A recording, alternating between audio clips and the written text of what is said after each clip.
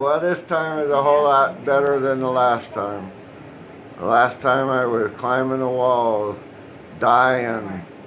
This time I'm not dying and I ain't climbing the walls. And I feel really well this time. A whole lot better than the last time. So it feels good to be back with my friends and family. Yeah. On a higher note. Yeah. I'm free and it feels like my heart's exploding, like I could touch the sky. All the plans that I have made finally become real.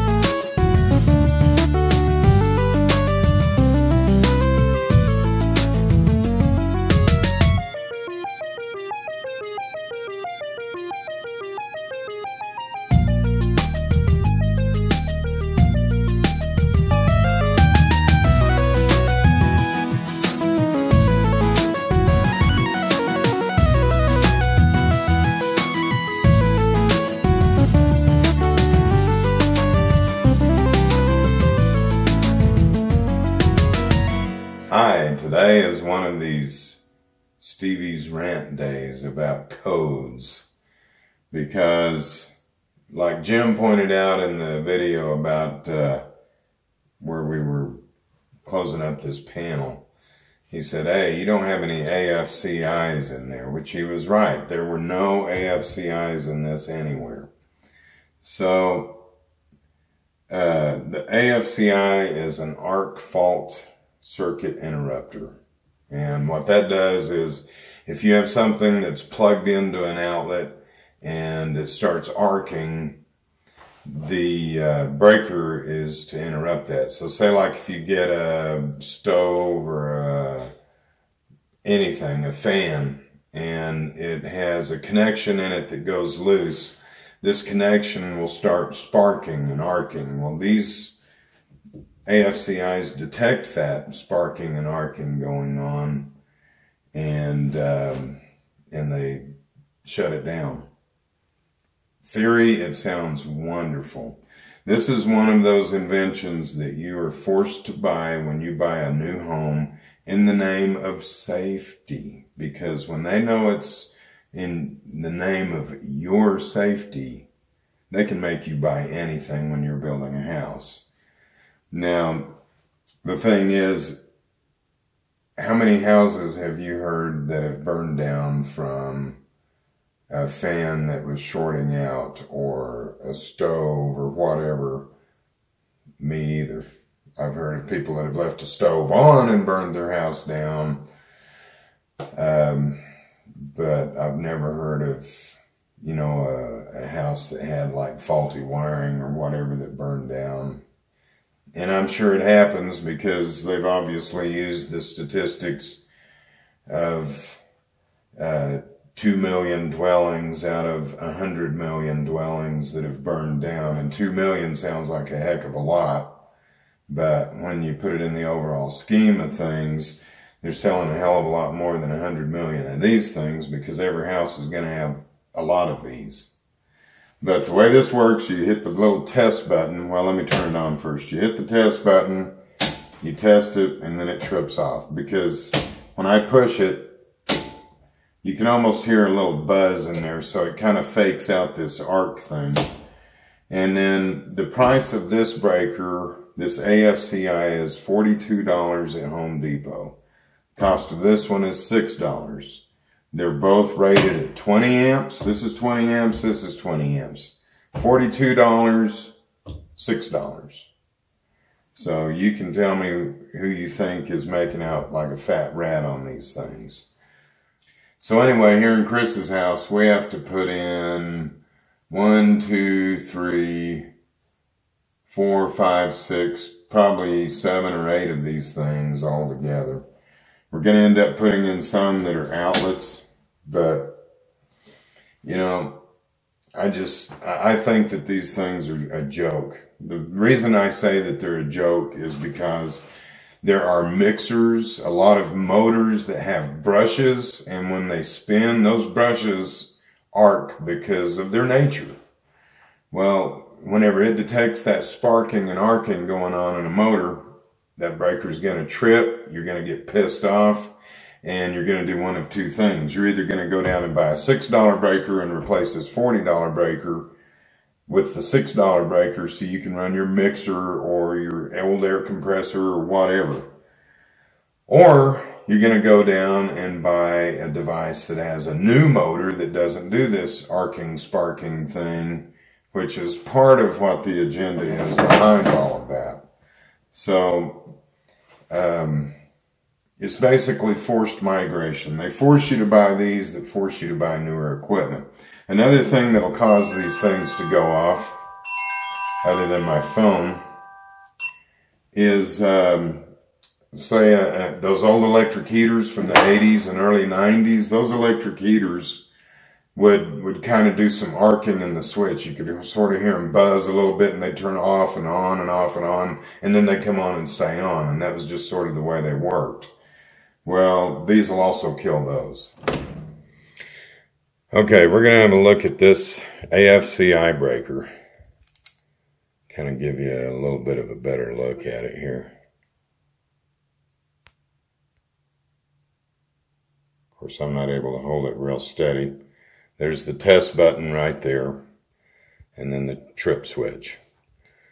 So the back of this it looks kind of like the old style Square D QO series breaker, but this actually goes onto the ground bar over here on this side of the breaker panel. So this will clip onto that, and then you've got the standard QO Homeline series clip here that clips into the 240 volt sides of these things. So whenever you install it, you just put the clip, it goes in between the two sets of screws, clip on that side, put on this side, and then it's ready to go. Now here's what I don't like about it. See how floppy this is?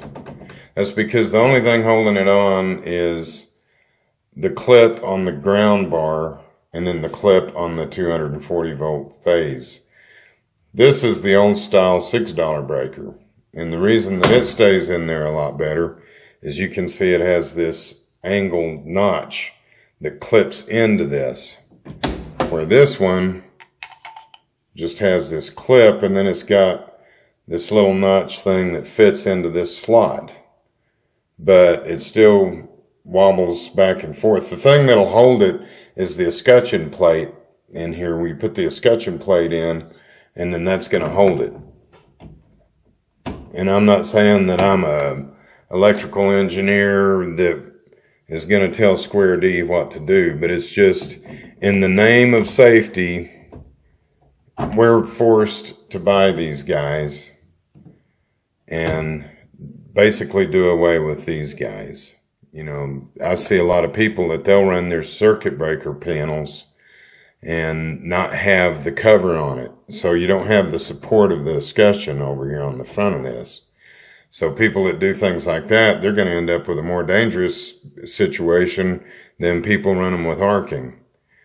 I'm really against the government overreach and encroachment in our lives in areas that I think that we should have freedom to have what we want. You know, basically, I think the electric company can require you to have like a main breaker on your house to keep you from causing problems out on their power lines. But I think everybody has the right to burn their own house down if that's what they want to do, as long as their house burning down doesn't burn down anyone else's house or cause anyone else any problems. They can't take away every freedom, but man, they're sure working on it, and I'm not thrilled about it.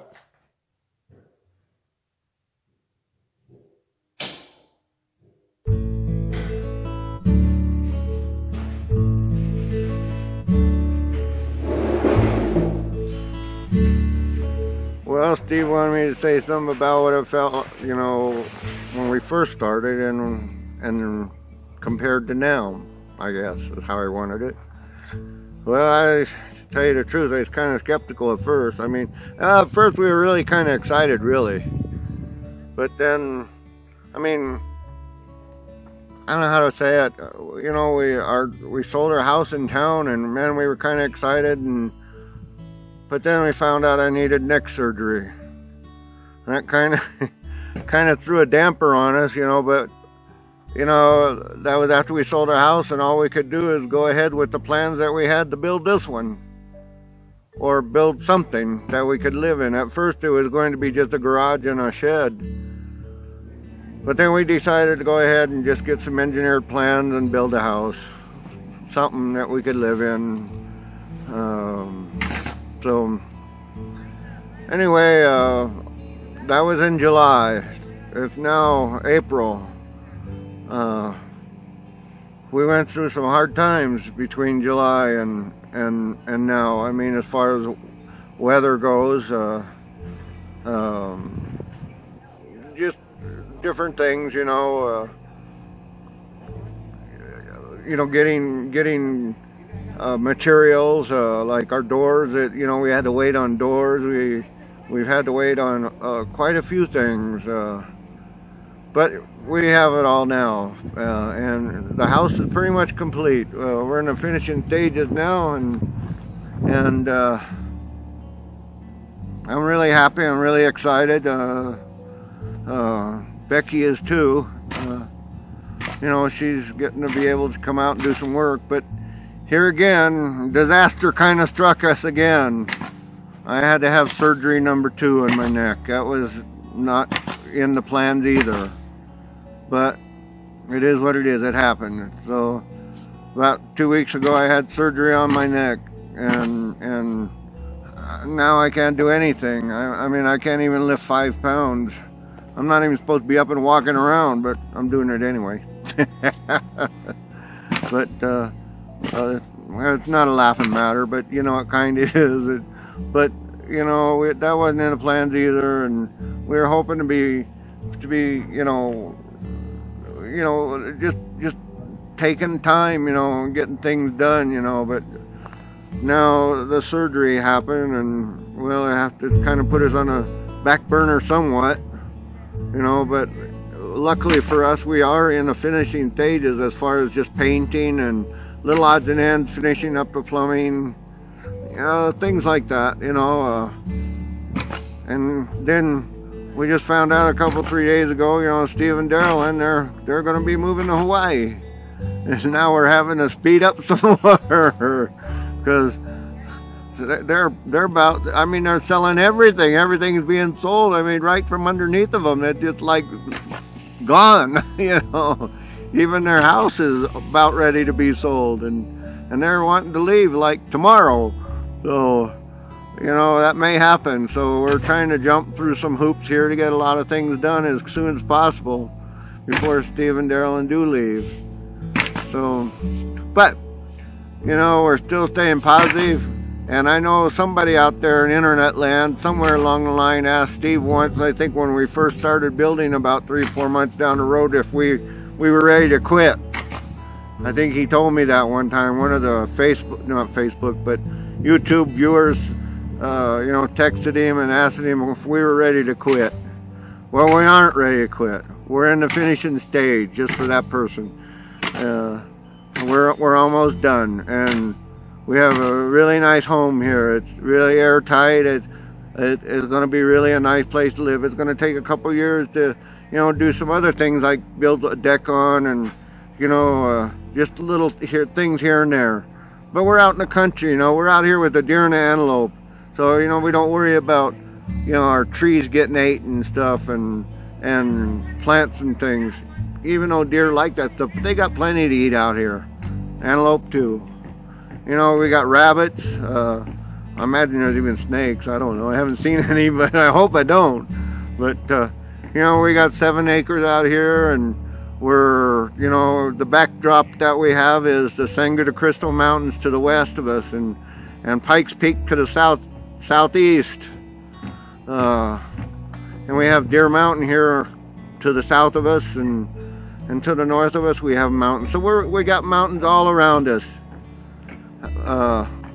We're in a beautiful area here, and so we're very excited to be able to move in our house and start another life. And also, you know, a few folks out there, you know, that are afraid to make the leap, you know, make the jump.